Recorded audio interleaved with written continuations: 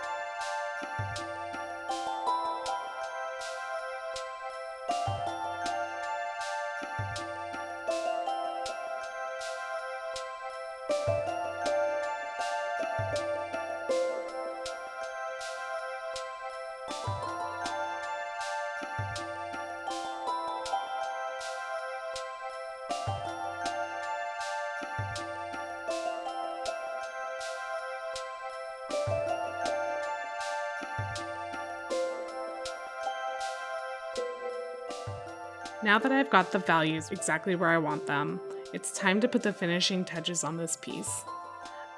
I like to paint little hair details in empty areas and then add whiskers and highlights using a white gouache.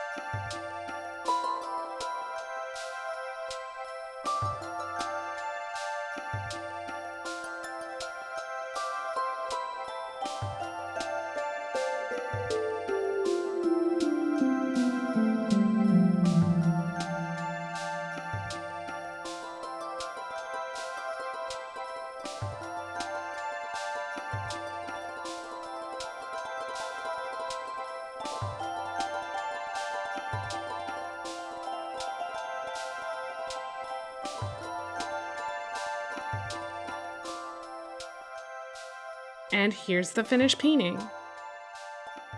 What do you think? Thank you so much for watching. If you enjoyed watching this video, let me know. I would love to hear from you. I'll be uploading a new video every week, so don't forget to like and subscribe. See you soon!